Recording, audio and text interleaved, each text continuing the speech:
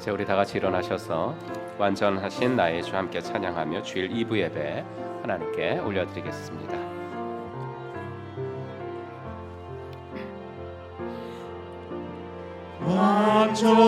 완전하신 나의 주 의의 길로 날 인도하소서.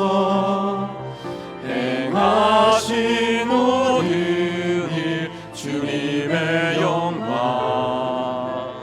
나경배합니다. 예배합니다. 찬양합니다. 주님만 날 다스리소서. 예배합니다. 찬양합니다.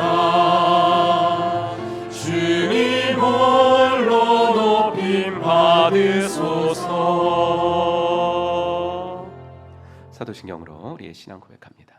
전능하사 천지를 만드신 하나님 아버지를 내가 믿사오며 그 외아들 우리 주 예수 그리스도를 믿사오니 이는 성령으로 잉태하사 동정녀 마리아에게 나시고 본디오 빌라도에게 고난을 받으사 십자가에 못 박혀 죽으시고 장사한 지 사흘 만에 죽은 자 가운데서 다시 살아나시며 하늘에 오르사 전능하신 하나님 우편에 앉아 계시다가 저리로서 산 자와 죽은 자를 심판하러 오시리라. 성령을 믿사오며 거룩한 공예와 성도가 서로 교통하는 것과 죄를 사하여 주시는 것과 몸이 다시 사는 것과 영원히 사는 것을 믿사옵나이다. 아멘.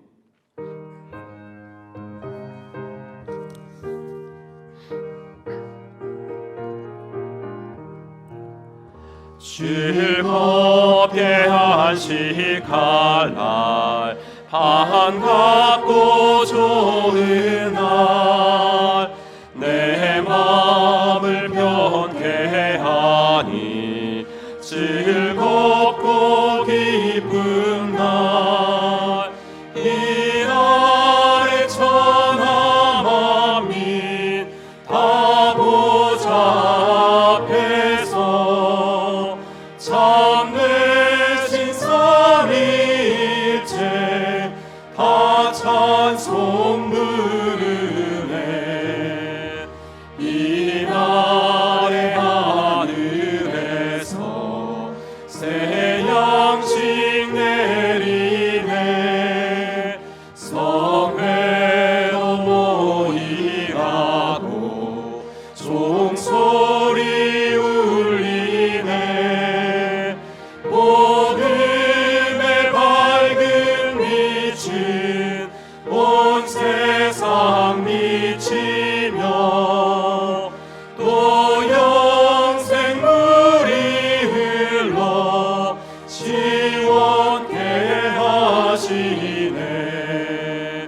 이 주일 지킴으로 새 은혜 입어서 영원히 쉬는 곳에 다 올라갑시다. 성부께 찬미하고 성자와 또 성령 참되신 삼위일체 다 찬송 부르세.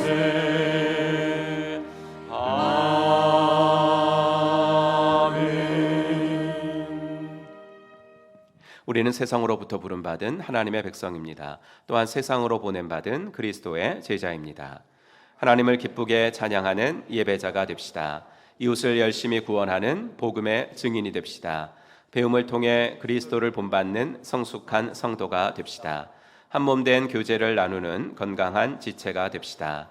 아낌없이 사랑을 실천하는 봉사자가 됩시다. 그리하여 우리 모두 하나님을 영화롭게 하는 성령 충만한 공동체가 됩시다. 아멘. 자리에 앉으시고 공동기도 제목 가지고 함께 기도하겠습니다. 나라와 민족을 위해서, 또 한국교회와 선교사님들 위해서, 또 우리나라 의료계 빨리 안정될 수 있도록 기도하십시오. 유아부 여름 성경학교 진행하는 선생님들과 참여하는 아이들을 위해서 기도해 주시고, 목장을 통해 VIP들이 구원받게 하시고 새 가족들이 목장에 잘 정착할 수 있게 하옵소서. 우리 세 가지 기도 제목 가지고 합심하여 기도하겠습니다. 하나님 아버지, 주님의 은혜 감사합니다. 오늘도 저희들을 붙드시고 아버지 이 자리에 나와 예배할 수 있도록 은혜를 주셔서 감사합니다. 하나님, 나라와 민족을 위하여 먼저 기도합니다. 하나님께서 은혜를 더하시고 아버지 하나님, 이 나라의 대통령과 그리고 위정자들이 위해 은혜를 더하시어 아버지 하나님의 진실로 시대적인 그들의 사명을 잘 감당하도록 하나님 은혜를 더하여 주시옵소서. 아버지 하나님이여, 이 땅에 세워주신 한국교회가 아버지 하나님이여 주님의 아버지 복음을 부끄럼 없이 전할 수 있도록 도와주시고, 아버지 하나님이여 주님의 사랑을 낮은 곳으로 흘려보낼 수 있는 귀한 교회가 되어지게 하여 주시옵소서. 땅끝까지 나가 복음 전하는 선교사님들 가정과 사역과 건강을 지켜주셔서 그들을 그곳에 보내주신 하나님의 뜻을 이루어드리도록 인도하여 주시옵소서. 아버지 하나님이여, 우리나라의 의료계가 심히 혼란스러워 아버지 하나님 환우들이 가슴 아파하고 있습니다. 하나님 은혜를 더하셔서 아버지 하나님이여, 이 모든 문제들 아버지 하나님이여 하나님께서 피할 길들을 허락하시고 좋은 방향으로 아버지 하나님이여 풀려지게 하셔서 아버지 환우들이 제때에 치료를 받을 수 있도록 하나님 은혜를 더하여 주시옵소서. 유아부 여름 성경학교가 오늘부터 공각 공부부터 시작을 합니다. 아버지 하나님이여, 우리 이미자 목녀님, 전영주 집사님, 아버지 하나님 모든 선생님들 붙잡아 주시고 참여하는 아이들 아버지 하나님이여 기억하시어서 아버지 좋은 날씨도 허락하여 주시고 아버지 하나님이여 참여하는 모든 분들에게 하나님께서 은혜 주시고 성령으로 충만케 하셔서 아버지 하나님이여 예수 그리스도를 어린 심령들에게 아버지 잘 전할 수 있도록 인도하여 주시옵소서. 목장을 통해 VIP들이 구원받게 하시어 아버지 하나님이여 진실로 영혼 구원하여 제자 삼는 귀한 교회가 되어지도록 하나님 도와주시고, 아버지 하나님이여 목장을 통하여 한 영혼이 구원받는 귀한 아버지 하나님 기쁨도 저희들에게 허락하여 주옵소서. 새 가족들 목장을 탐방하며 목장을 정하고 있습니다. 하나님 은혜를 더하셔서 아버지 목장에 잘 정착하여 한 가족 되어질 수 있도록 도와주시고, 하나님의 아버지 은혜로 아버지 하나님 날마다 세워질 수 있도록 하나님 함께하여 주시기를 원합니다. 아버지 오늘도 아버지 하나님 예배 시간을 통해 주를 만나고 돌아갈 수 있도록 인도하여 주시옵소서. 예수님의 이름으로 기도합니다.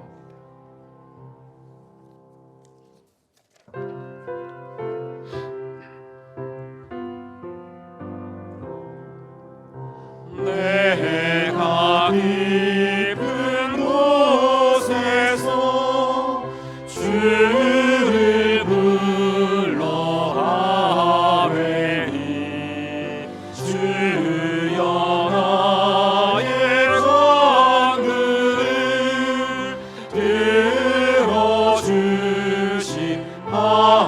들어주시하라고 보좌 앞에 나가니 은혜 내려 주소서.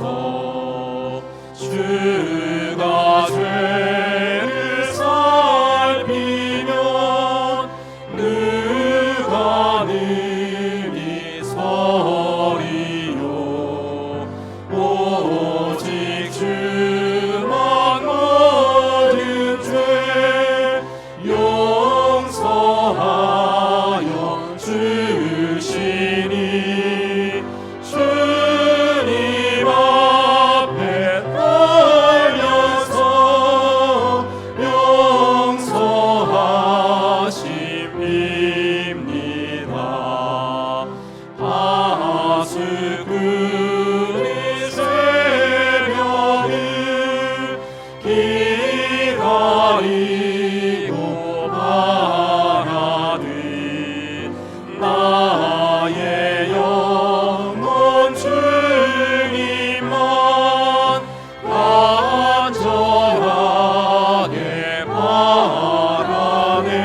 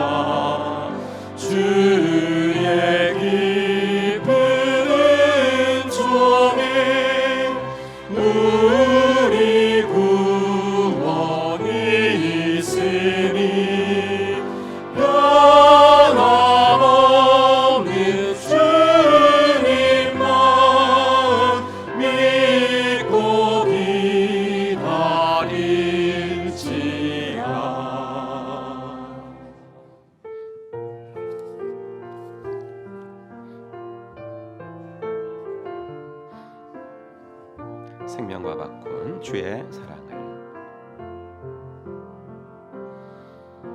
생명과 바꾼 주의 사랑을 잊지 않게 하소서. 나를 위해 흘렸던 주의 눈물 잊지 않게 하소서. 주의 긍휼과 주의 선하심 내가 묵상하오니 내 영혼 위에 베푸신 주의 은혜 잊지 않게 하소서.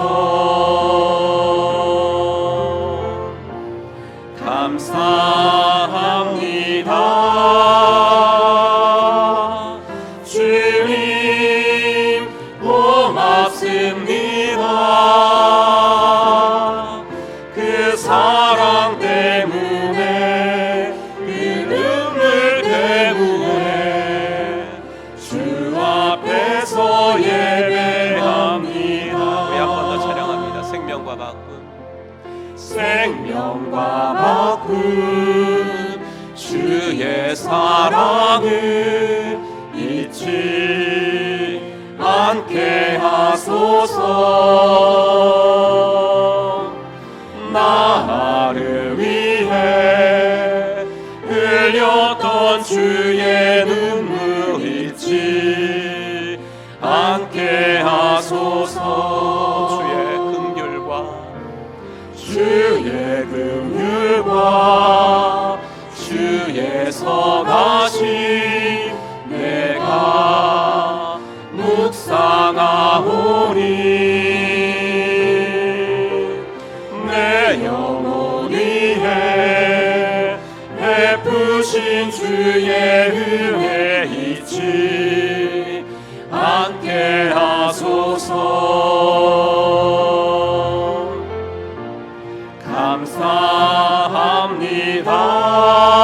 감사합니다. 주님 고맙습니다. 그 사랑 때문에 그 눈물 때문에 주 앞에서 예배합니다. 감사합니다.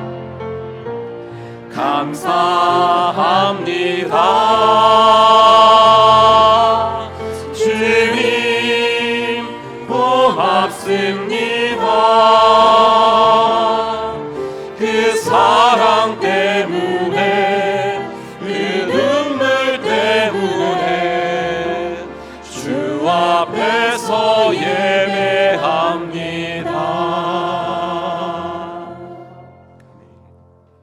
오늘 함께 읽을 하나님 말씀 예레미야 32장 말씀 같이 보겠습니다.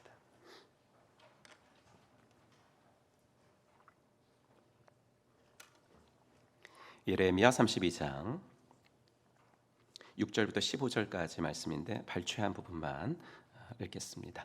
우리 스크린 보시고 읽으시면 좋을 것 같습니다. 같이 읽겠습니다. 여호와의 말씀과 같이 나의 숙부의 아들 하나멜이 시위대 뜰 안 나에게 와서 이르되 청하노니 너는 베냐민 땅 아나돗에 있는 나의 밭을 사라. 기업의 상속권이 내게 있고 물을 권리가 내게 있으니 너를 위하여 사라 하는지라. 내가 이것이 여호와의 말씀인 줄 알았으므로 내 숙부의 아들 하나멜의 아나돗에 있는 밭을 사는데 은 17세겔을 달아주되 법과 규례대로 봉인하고 봉인하지 아니한 매매 증서를 내가 가지고 그들의 앞에서 바룩에게 명령하여 이르되 만군의 여호와 이스라엘의 하나님께서 이와 같이 말씀하시기를 너는 이 증서 곧 봉인하고 봉인하지 않은 매매 증서를 가지고 토기에 담아 오랫동안 보존하게 하라. 만군의 여호와 이스라엘의 하나님께서 이와 같이 말씀하시니라. 사람이 이 땅에서 집과 밭과 포도원을 다시 사게 되리라 하셨다 하니라. 아멘. 우리 찬양하면서 헌금 봉헌하는 시간 갖도록 하겠습니다. 두 손 들고 찬양합시다. 두 손 들고 찬양합니다. 다시 오실 왕 여호와께 오직 주만이 나를 다스리네.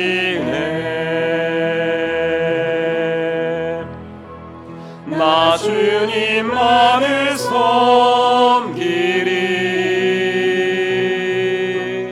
헛된 마음 버리고 성령이여 내 영혼 충만하게 하소서. 주님 앞에 내 생명 드리리라.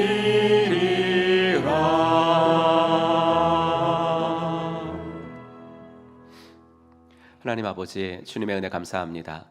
지난 한 주간 동안도 저희들을 주의 날개 그늘 아래 보호하셨다가 이 자리에 나와 다시 주 앞에 예배할 수 있게 하시니 감사합니다. 하나님, 부른 찬양처럼 주께 감사할 것밖에 없는 인생임을 고백합니다. 아버지 하나님이여, 나를 구원해 주신 하나님, 나에게 생명을 주신 하나님, 주님이 아니었다면 나는 지금 어떻게 되었을까? 어떤 인생을 살고 있을까? 생각해 볼 때 주님의 은혜가 감사한 것밖에는 없습니다. 아버지, 그 감사로 고난도 이겨나가게 하시고 그 감사로 아버지 하나님이여 넘어졌다가도 다시 일어날 수 있도록 인도하여 주시옵소서. 우리들의 일거수일투족을 다 보고 계시고 아버지 하나님이여 우리가 구하기 전에 있어야 될 것을 이미 아시는 하나님이신 줄로 믿습니다. 아버지, 이 좋으신 분이 아버지 하나님 우리와 동행하고 계시고 언제나 내 편이 되고 계시다는 거 잊지 않도록 하나님 인도하여 주시옵시고, 아버지 하나님 아들을 보내시기까지 나를 사랑하신 주님이 나를 위해서 하지 못하실 일은 없다는 거 아버지 믿음으로 고백하며 하루하루 살아내도록 인도하여 주시옵소서. 오늘도 몸이 아파서 이 자리에 나오고 싶지만 나오지 못한 권속들을 주께서 기억하시고 있는 처소에서 예배드릴 때 아버지 하나님이여 또 방송으로라도 예배드릴 때 하나님 그 자리에도 같은 주님의 사랑과 위로가 임재하여 주시옵소서. 아버지 하나님, 이제 오늘부터 유아부 여름 성경학교를 시작으로 여름 사역이 시작이 됩니다. 하나님께서 함께 하셔서 아버지 하나님이여 수고하시는 사역자들과 그리고 선생님들 그리고 참여하는 모든 우리 자녀들 기억하시며 아버지 잊지 못할 성경학교와 수련회가 될 수 있도록 하나님 도와주시옵소서. 아버지 하나님, 귀한 헌금을 또 구별하여 드렸습니다. 이 예물이 쓰여지는 곳에 주의 영광이 드러나게 하시고 우리들의 아버지의 작은 물질이지만 낮은 곳으로 흘러가 주님의 사랑을 드러내도록 인도하여 주시옵소서. 아버지 하나님, 물질로 인하여 아버지 어려움 당하고 있는 분들에게는 피할 길들을 주시고 아버지 물질이 우리들의 삶에 꼭 필요한 것이기는 하지만 이 물질에 매여 살지 아니하도록 하나님께서 은총 베풀어 주시옵소서. 모든 것 주께 부탁드리며 우리 구주 예수 그리스도의 이름으로 간절히 기도하옵나이다. 아멘.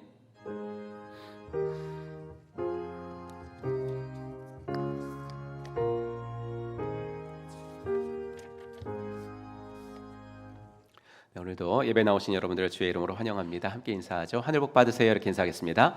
하늘 복 받으시기 바랍니다. 네, 하늘 복 받으시기 바랍니다. 네, 하늘 복 받으시기 바랍니다. 예, 고맙습니다.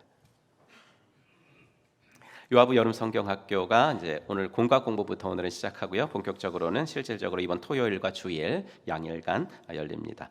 아이들뿐만 아니라 VIP 친구들도 또 함께하는 풍성한 시간이 되도록 여러분 많이 기도해 주시고 또 관심 가져 주시기 바랍니다. 주일학교 여름사역 일정 쭉 보시고요. 유초등부, 청소년부, 싱글초원 계속 이어지니까 여러분 기도해 주십시오. 다음 세대를 위한 특별헌금 여름사역 앞두고 우리 수련회에 참여해서 은혜 받을 자녀들을 생각하면서 우리가 특별헌금 드리고 있습니다. 필경대 봉투 있으니까 여러분들이 사용하시고요. 다음 세대가 교회 공동체 안에서 말씀으로 자라는 일에 기도와 물질로 응원해 주시기를 부탁합니다. 분가식 있습니다. 다음 주일 3부 예배 시간에는 짐바브웨 목장 최종환 목자님 섬기시는 목장인데요. 분가식이 있는데 이번 분가는 두 목장으로 동시 분가가 있습니다. 새롭게 세워지는 목자 가정은 김대영, 전하영 집사님이 이제 한 목장으로 분가를 하고요. 또 김병윤, 이하영 집사님이 또 한 목장으로 분가해서 원래는 한 목장이었는데 이제 세 목장 이렇게 되어집니다. 여러분들께서 또 함께 축하해 주십시오. VIP를 행복으로 인도하기 위한 제2기 행복한 삶, 오늘 오후 7시 마지막 시간으로 모입니다. 예수영전 모임 28기 예수영전 모임이 오후 2시에 이번 주 토요일 새가족실에서 있습니다. 새가족 지금 하시는 분만 아니라 함께하기 원하시는 분들도 예수영전 모임에는 함께하실 수 있으니까 원하시는 분들은 신청하십시오. 선교 보고 이번 주 수요 기도회에는 러시아 알타이 목장 선교사님이신 김선종 선교사님 오셔서 말씀 전하시고 또 선교 보고 해주시겠습니다. 24년도 가정교회 평신도 세미나 안내 보시고 또 신약교회 정신을 공유하는 일에 여름철에도 이제 올해부터는 이렇게 여름철에도 좀 이렇게 열리는 것 같습니다. 많이 여러분들께서 동참해 주시기 바라고요. 교우 소식 류정훈, 이윤수 집사님 가정 포에버 목장 선택하셨고요. 박재현, 김숙성도님 가정 짐바브웨 목장 선택하셨습니다. 감사합니다. 선고함송 해보도록 하겠습니다. 지난주 거 같이 읽죠. 시작. 골로새서 3장 23절 24절 말씀. 무슨 일을 하든지 마음을 다하여 주께 하듯 하고 사람에게 하듯 하지 말라. 이는 기업의 상을 주께 받을 줄 아나니 너희는 주 그리스도를 섬기느니라. 아멘. 외우신 분들은 한번 눈을 감고 해주시기 바랍니다. 시작. 골로새서 3장 23절 24절 말씀. 무슨 일을 하든지 마음을 다하여 주께 하듯 하고 사람에게 하듯 하지 말라. 이는 기업의 상을 주께 받을 줄 아나니 너희는 주 그리스도를 섬기느니라. 아멘. 잘하셨습니다. 예레미야 말씀 이번 주 겁니다. 시작. 예레미야 32장 41절 말씀. 내가 기쁨으로 그들에게 복을 주되 분명히 나의 마음과 정성을 다하여 그들을 이 땅에 심으리라. 아멘. 네, 이 시간에 한번 찬양하면서 호산나 찬양대 등단하시겠습니다. 하나님의 사랑이 당신의 삶 가운데 가득하기를 축복합시다. 함께 찬양합니다. 하나님의 사랑이 당신의 삶 가운데 가득하기를 축복합니다. 하나님의 은혜가 우리 가운데 가득하길 기도합니다.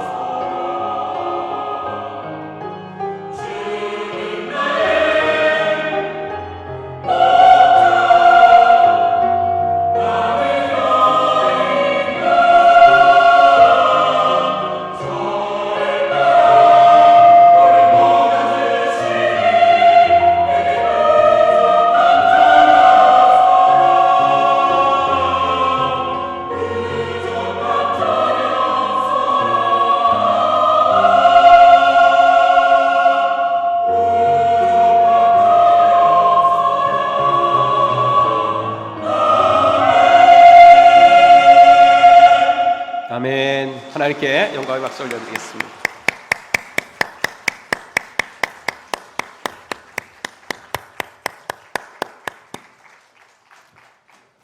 감사합니다.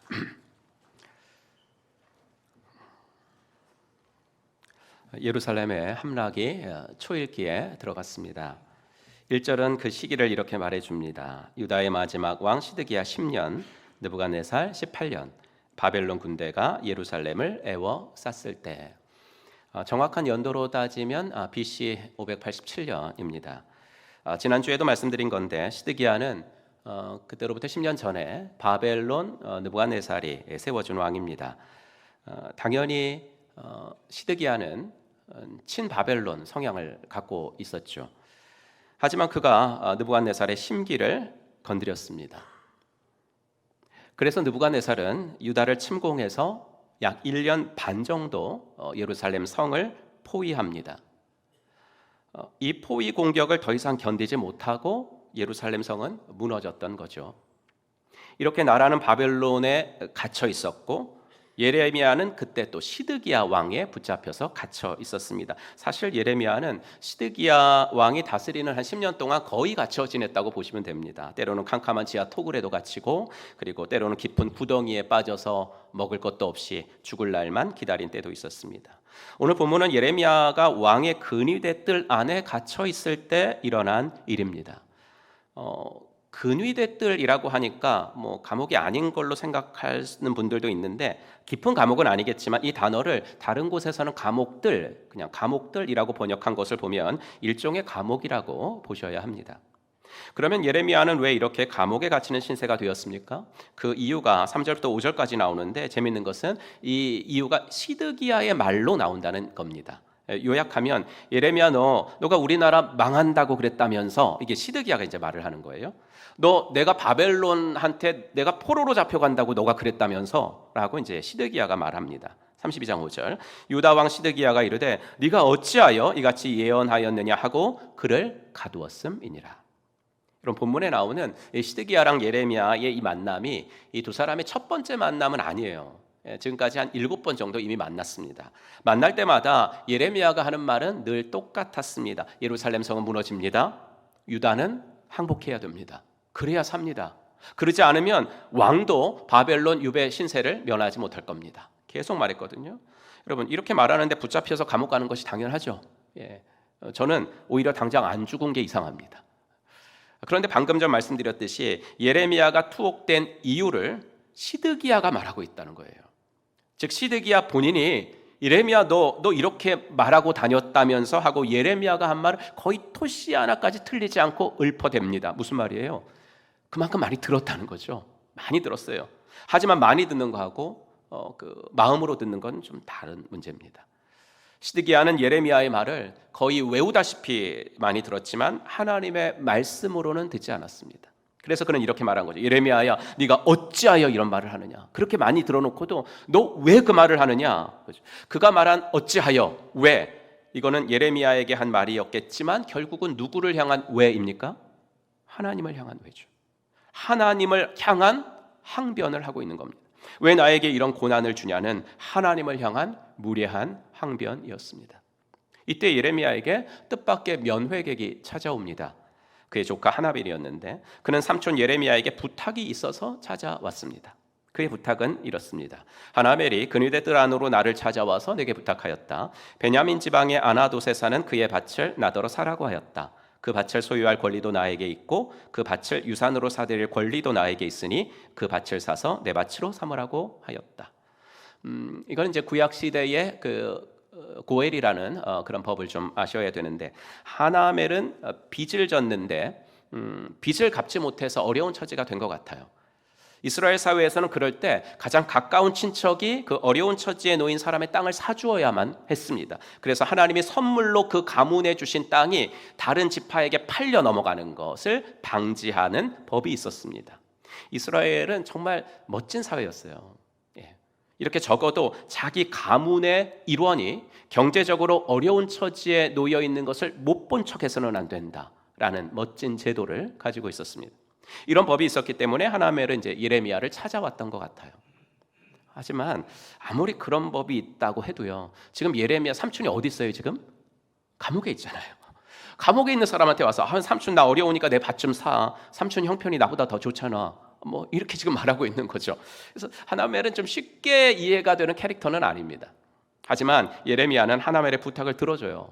왜냐하면 하나멜이 오기 전에 하나님이 꿈에 나타나셨기 때문에 그렇거든요. 뭐라고 하시냐면 주님께서 나에게 말씀하셨다. 너희 숙부 살룸의 아들 하나멜이 너에게 와서 아나돗에 있는 그의 밭을 너더러 사라고 하면서 그 밭을 유산으로 살 우선권이 너에게 있기 때문에 네가 그것을 사야 한다고 말할 것이다. 이렇게 먼저 말해줬어요, 꿈에서. 그랬는데 정말 하나멜이 진짜로 온 거예요. 그러니까 예레미야는 어떻게 생각했겠어요? 아, 조카가 하는 말이 하나님이 하신 말씀이구나. 그렇게 하고 생각을 한 거죠.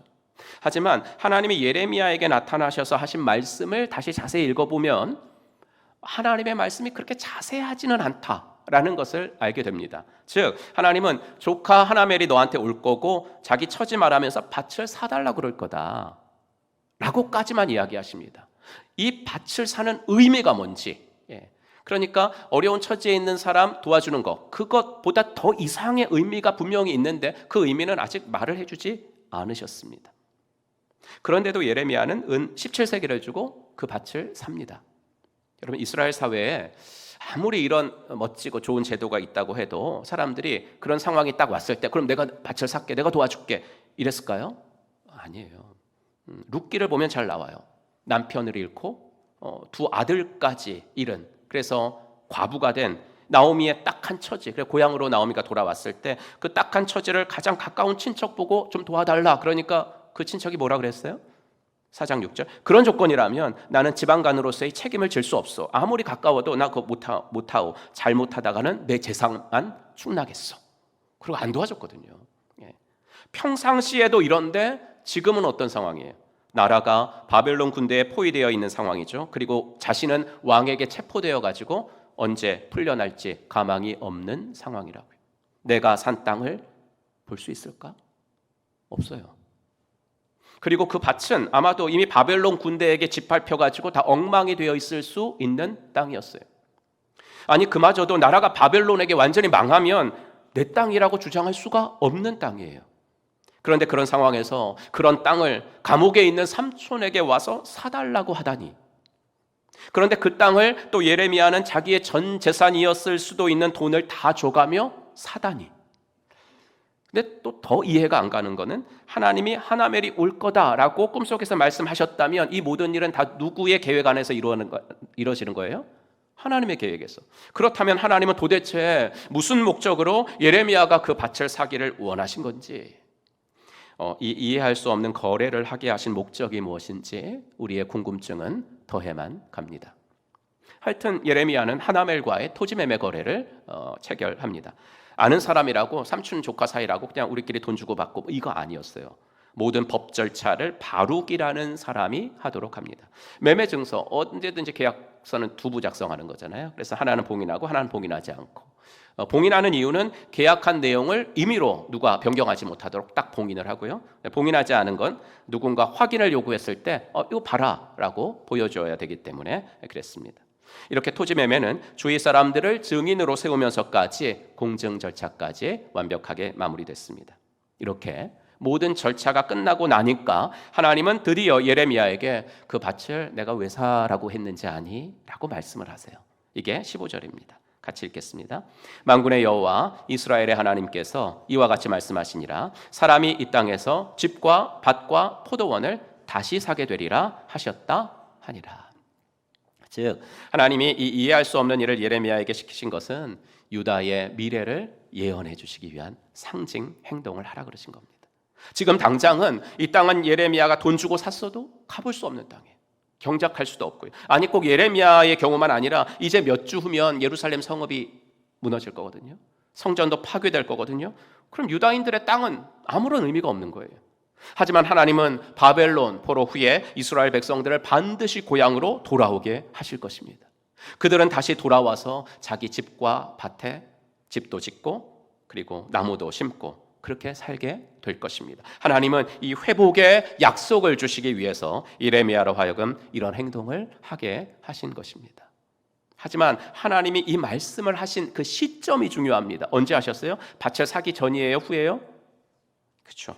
예레미야가 그 밭을 살 때 그는 인간적으로는 완전히 의문투성이었어요. 하나님이 이 말씀을 안 해주셨기 때문에 아직 내가 왜 이 밭을 사야 하는지, 지금 내 상황이, 지금 우리나라 이 상황이 이런데 내가 이 밭을 사는 것이 무슨 의미가 있는 건지, 내가 이 밭을 산다고 해도 나는 볼 수도 없는데, 아니 미래에 내가 그 밭을 누리는 것도 불가능한데 과연 내가 이 일을 하는 것이 무슨 의미가 있는 것인지, 내가 주님의 말씀대로 한다고 해도 그 순종이 아무런 의미가 없는 것처럼 느껴지는 그 순간에 예레미야는 순종을 한 것입니다.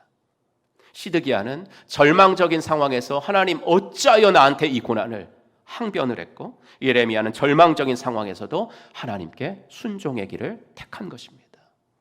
그런데 제가 오늘 초점을 맞추고 싶은 것은 설교 제목에도 순종이라는 단어가 없듯이 순종은 아닙니다. 한 가지만 여쭙겠습니다. 여러분은 신앙생활을 하면서 의심이 든 적이 있으십니까? 없으십니까? 나는 예수 믿은 후로는 하나님이 하시는 일에 의심 든 적은 한 번도 없어요. 나는 의심 안 들어요. 하시는 분들도 물론 있겠죠. 그렇다면 단어를 하나 바꿀게요. 의심이라는 단어를 의문이라고 바꾸겠습니다. 나에게는 단 한순간도 하나님이 하시는 일에 의문이 없습니다. 이런 분은 아마 거의 없으실 겁니다. 이런 말씀을 드리는 이유는 예레미야는 순종할 이유를 발견하지 못하는 그 상황에서 순종을 했습니다. 하지만 순종했다고 해서 의문이 들지 않은 건 아니었다고요. 순종하면서 갈등이 생기는 거예요. 32장 16절, 내가 매매 증서를 네리야의 아들 바룩에게 넘겨준 뒤에 여호와께 기도하여 이르되 슬프도소이다. 이제 토지 매매가 다 끝났어요. 증서까지 다 넘겼고요. 완벽하게 순종했습니다. 그리고 나서 예레미야는 기도하는데 기도가 무슨 말로 시작하냐면 슬프도소이다 라고 시작을 해요. 순종하니 내 마음이 기쁩니다. 이게 아니었어요. 내 마음이 순종하니까 슬프고 아프고 갈등이 되고 번민이 일어납니다 라는 기도죠. 하나님 하라고 하셔서 순종하기는 했는데 도대체 왜 그렇게 하라고 하셨나요? 물론 저보고 조카의 밭을 사라고 하신 그 의미 방금 전에 말씀해 주셔서 알겠는데요. 주님, 그런데 솔직히 말씀드려도 되나요? 머리로는 이해가 되는데 가슴으로는 이해가 안 돼요. 주님, 도대체 왜 그렇게 하셨어요? 32장 25절을 보면 순종은 했지만 여전히 의문이 가시지 않아 갈등하고 괴로워하는 예레미야의 모습이 보여요. 분명히 밭을 사라는 이유, 그 의미에 대해서 15절에 딱 말씀해 주셨거든요. 그런데 예레미야는 25절에서 이렇게 말하죠. 주 하나님, 어찌하여 주님께서는 이 도성이 이미 바빌로니아 군대의 손에 들어가게 되었는데 저더러 돈을 주고 밭을 사며 증인들을 세우라고 말씀하셨습니까? 주님, 이제 몇 주 후면 망할 나라인데 어찌해서 왜 나보고 조카의 밭을 사고 그 모든 과정에 증인까지 세우라고 하셨습니까? 이렇게 이야기를 하죠. 그러나 왜라는 질문을 하면서도 예레미야는 시드기야처럼 항변한 것이 아니라 똑같이 어찌하여예요. 시드기야도 어찌하여, 예레미야도 어찌하여. 그런데 예레미야는 항변한 것이 아니라 기도했다는 것입니다. 그 절망적인 상황에서도 그는 기도했다는 것입니다. 그런데 그 기도가 예사롭지가 않아서 저는 이 예레미야의 기도가 우리가 절망적인 상황에 처할 때 하나님께 드릴 수 있는 기도의 모델이 되어야 한다는 생각이 들었습니다. 우리는 보통 절망적인 상황에서 기도할 때는 현재의 당면한 문제만을 주님께 아뢰는 경향이 있습니다. 하지만 예레미야의 기도는 이렇게 시작을 합니다. 17절, 주 여호와여, 주께서 큰 능력과 표심팔로 천지를 지으셨사오니 주에게는 할 수 없는 일이 없으시니이다. 여러분, 이게 우리와는 다른 예레미야 기도의 스케일입니다.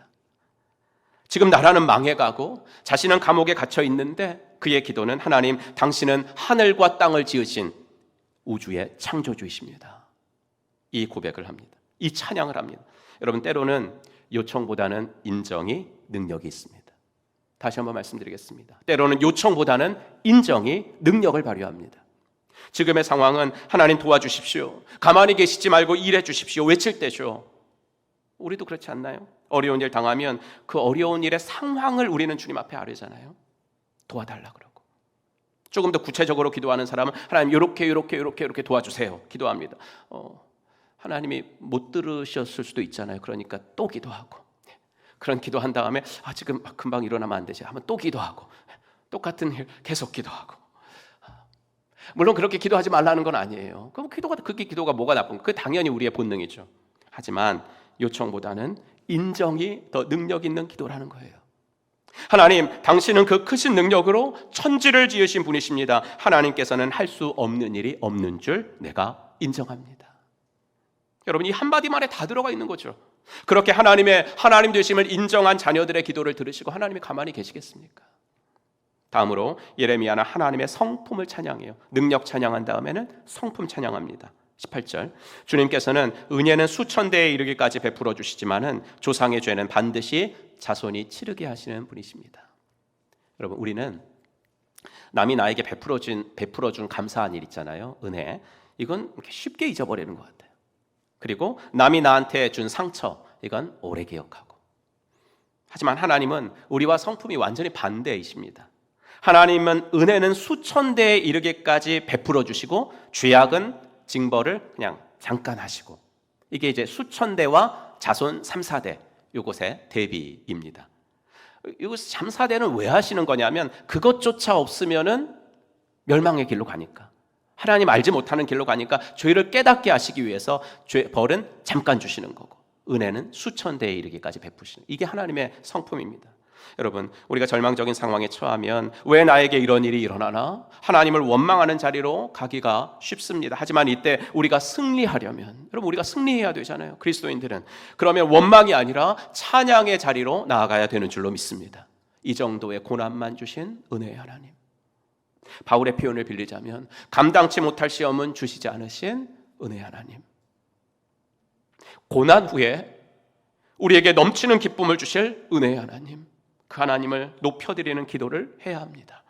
여러분, 예레미야의 기도가 우리의 기도와 얼마나 다른지 모릅니다. 이 절망적인 상황에서도 그의 기도는 이렇게 계속 하나님의 능력과 하나님의 성품을 찬양하는 기도를 드립니다.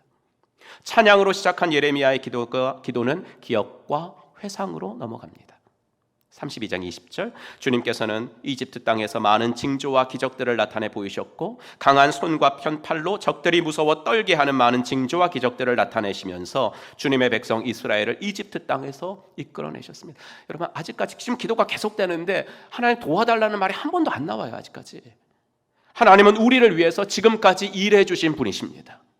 애굽의 바로의 폭정 밑에서 고생하던 우리 조상들을 내버려 두지 않으시고 세계를 호령하던 그 바로를 떨게 만들 만큼의 기적과 징조를 일으키시면서 우리를 그 악한 자의 압제에서 탈출시켜 주신 구원의 하나님이십니다.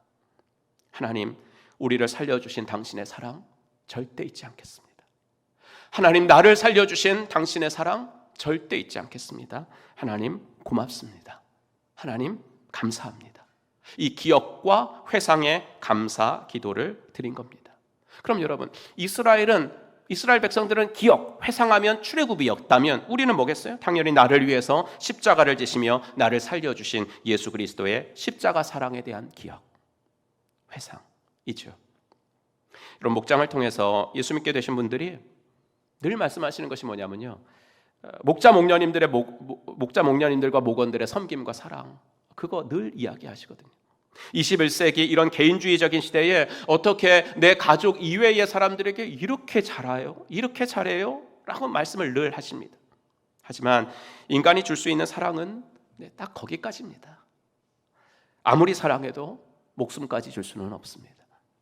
오늘 부른 찬양처럼 나를 위해 생명까지 주신 분은 오직 예수 그리스도밖에 없습니다. 그 사랑을 기억하고 그 사랑을 회상할 때 우리가 하는 헌신이, 이게 세상 말로 명함이나 내밀 수 있겠습니까? 내가 하는 봉사가 그 무슨 하나님 앞에 말을 할 수가 있겠습니까? 그래서 신앙생활에 능력이 있어지고 그다음에 감사가 넘치게 되고 재미까지 있어지게 되는 거. 여러분, 신앙생활은 이래야 되거든요. 신앙생활에는 능력이 있어야 되고, 신앙생활엔 감사가 넘쳐야 되고, 신앙생활은 재밌어야 됩니다. 그럼 오늘도 2부 예배 나오실 때 막 재밌어서 나오셨죠? 재밌는 곳에 빨리 가야 되는데, 빨리 재밌는 곳에 가자. 그러셔야 되는데, 그게 재밌어지게 되는 건요, 예수님이 나를 위해서 생명을 주셨다, 이게 교리적인 고백을 넘어설 때예요. 이게 교리적인 고백을 넘어서야 재밌어지게 됩니다, 신앙생활이. 그냥 교회 오래 다닌 사람들의 상투적인 고백, 주님이 나를 위해서 죽으셨어, 이 고백을 넘어서 가지고 예수님이 아니었다면 나는 지금 어떤 사람으로 살아갈까? 예수님이 아니었다면, 이 질문을 내 자신에게 하고 내가 대답을 할 때, 그때 신앙생활이 재밌어지는 거예요. 여러분 지금 삶 속에서 그러니까 한번 이렇게 해보세요. 교회를 빼보세요. 그러니까 내가 지금 여기 있지 않고 그냥 내가 뭐 어디 놀러 갔다든지 그냥 오늘 집에 있어요. 그냥 예배 드리는 시간이나 목장 모임 하는 시간 여러분들 삶 속에서 이렇게 빼보세요. 난 그런 거 몰라. 성경을 읽으신다면 성경 읽는 시간 빼보세요. 기도하신다면 기도하는 시간, 아니 기도를 잘 안 하신다면 밥 먹을 때는 기도하잖아요. 그 행위도 한번 빼보세요. 교회 식구들하고 만나는 시간도 한번 빼보세요. 어떨 것 같아요? 내 삶에 의미가 있을 것 같아요? 지금 내가 내 삶에서 찾는 의미와 보람과 가치와 행복과 기쁨, 이건 다 예수님이 자신의 생명과 바꾸시면서 우리에게 주신 것들인 줄로 믿습니다. 그러니 예수님, 나는 당신 때문에 살아요. 나는 당신 때문에 살아요. 이걸 자꾸만 기억을 해야 되는 거예요. 이걸 자꾸만 회상하고 나를 구원해 주신 하나님께 감사하는 것, 이것이 신앙생활을 행복하게 하는 방법인과 동시에 절망적인 상황에서 우리가 드리는 기도여야 할 줄로 믿습니다. 하나님, 지금까지 나를 살려주셔서 감사합니다. 이 고백이에요. 우리를 위해서 생명까지 주신 분께서 우리를 절망 가운데 그냥 내버려 두실 리가 없기 때문입니다. 이렇게 예레미야는 하나님의 능력에 대한 찬양, 성품에 대한 찬양, 구원에 대한 감사한 후에 그는 회개를 합니다. 조상들의 죄, 그리고 그와 동시대 사람들의 죄를 대신 회개합니다. 23절, 그러나 그들은 주님께 순종하지도 않고 주님의 율법에 따라서 살지도 않고 주님께서 그들에게 실천하라고 분부하신 모든 것을 실천하지 않았습니다. 그래서 주님께서는 그들에게 이 모든 재앙을 당하게 하셨습니다. 물론 제가 누누이 말씀드리는 거지만 성도가 당하는 절망적인 상황과 그가 무슨 죄를 지었기 때문에 그렇게 한다, 벌과 죄를 1대1로 연결시키는 것은 대단히 건강하지 못한 신학입니다. 하지만 내 삶에 고난이 왔을 때 내가 하나님 앞에서 회개해야 할 죄들은 없는지, 하나님과의 관계, 이웃과의 관계에서 내가 인정해야 될 죄들은 없는지 살펴보는 것은 필요한 일입니다. 이사야 59장 2절, 오직 너희 죄악이 너희와 너희 하나님 사이를 갈라놓았고 너희 죄가 하나님의 얼굴을 가리어서 너희에게서 듣지 않으시게 함이니라. 이거죠. 하나님의 응답이 오지 않는 이유는 우리 죄가 하나님과 우리 사이를 가로막고 있을 수도 있으니 한번 살펴봐라 라는 겁니다. 예레미야는 이 절망적인 상황에서도 도와달라는 간구를 하기 전에 먼저 하나님의 마음을 아프게 한 죄를 고백하고 회개합니다.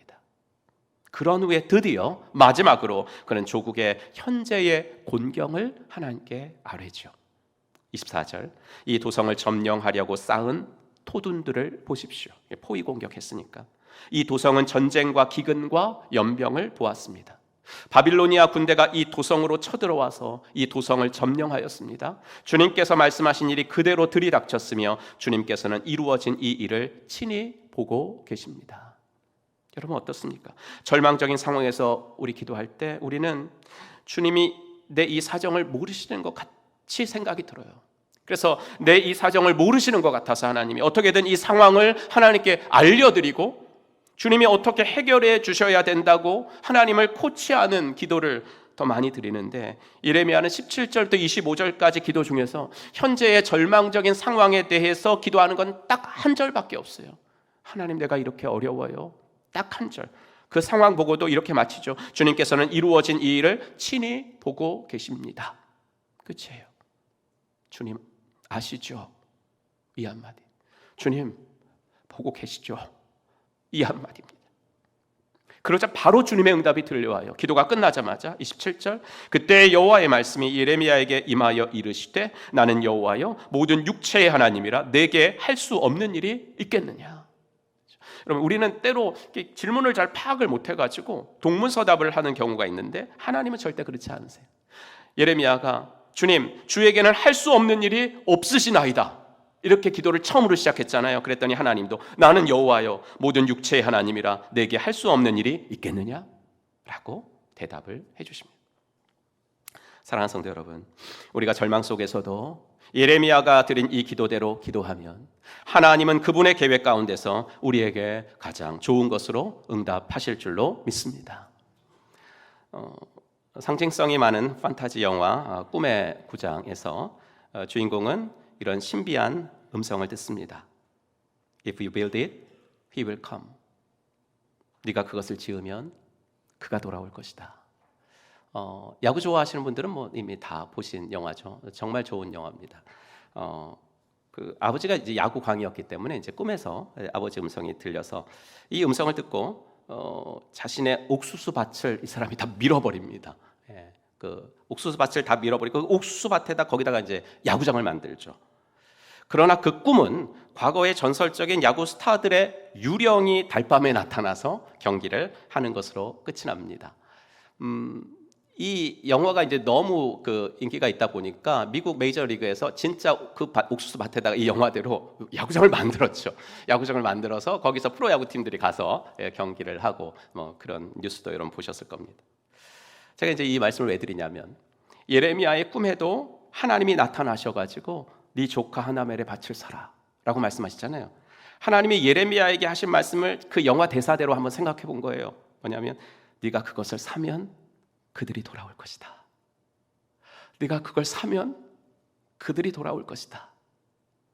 이 말씀이 아니었을까? 영화에서 그 야구장에는 그저 유령들이 돌아왔지만 판타지 영화니까 예레미야가 산 밭에는 70년 후에 정말 그들의 다음 세대들이 돌아왔습니다.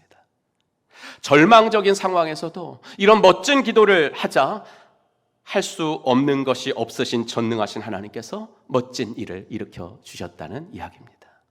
사랑하는 성도 여러분, 하나님은 우리가 절망적인 상황에서도 기도하는 사람들이 되기를 원하십니다. 그리고 그 기도가 타 종교처럼 나의 조문을, 나의 소원을 주문처럼 외우고 또 외우고 또 외우고 반복하는 기도가 아니라 예레미야가 보여준 대로 하나님의 하나님 되심을 인정하고 찬양하고 나의 연약함을 회개하고 그런 나를 구원해 주신 하나님께 감사하는 차원 높은 기도가 되기를 원하십니다.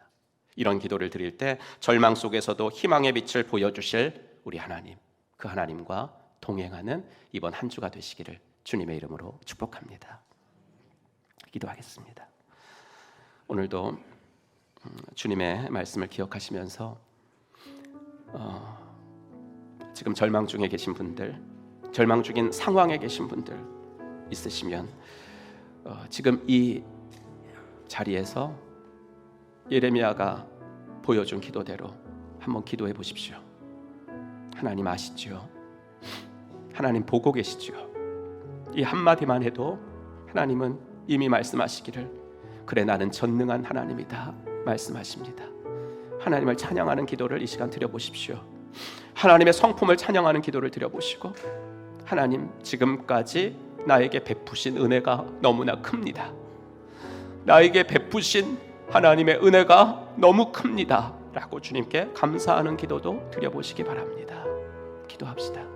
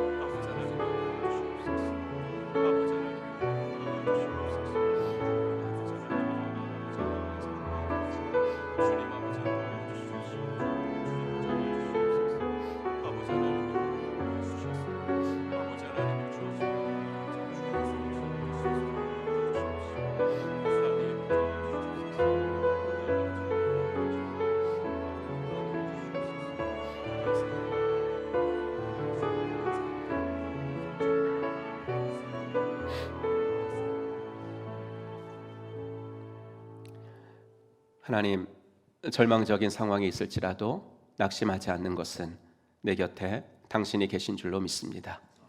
아버지, 그 상황에서도 기도할 수 있는 사람들이 바로 크리스찬들인 줄로 믿습니다.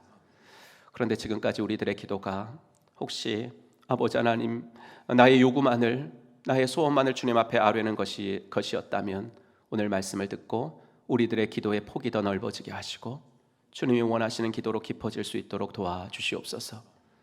하나님, 내가 조목조목 말씀드리지 않아도 주님은 이미 알고 계신 줄로 믿습니다.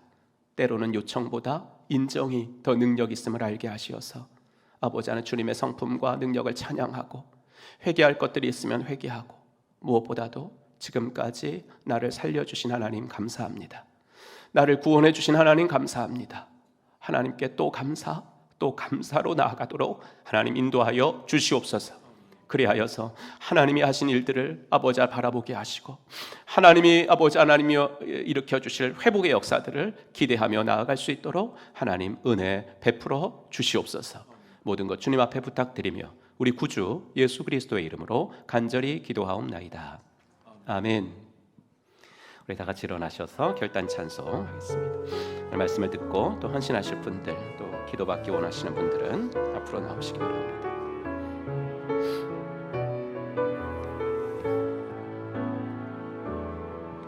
하나님의 부르심에는 후회하심이 없네.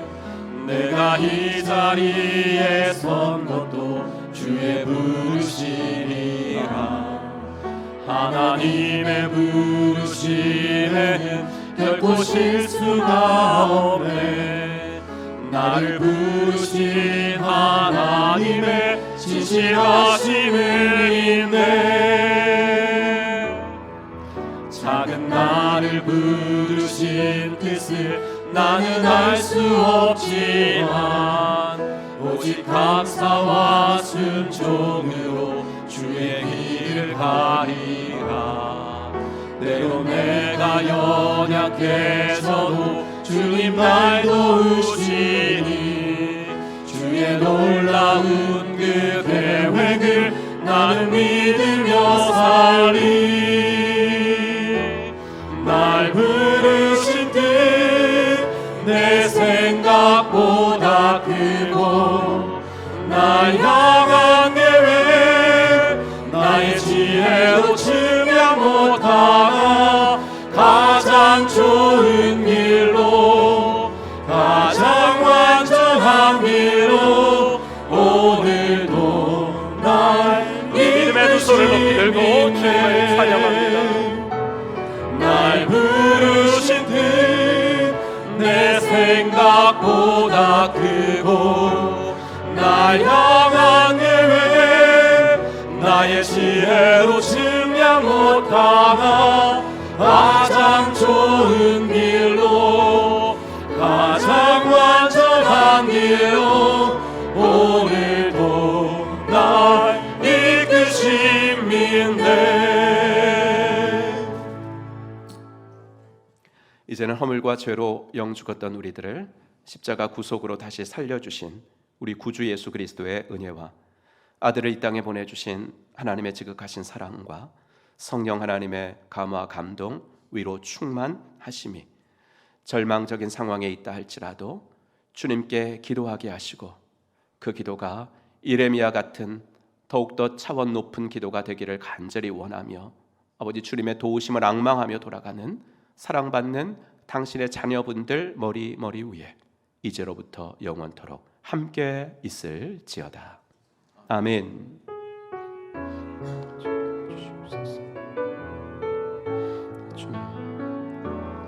날 부르신 뜻 내 생각보다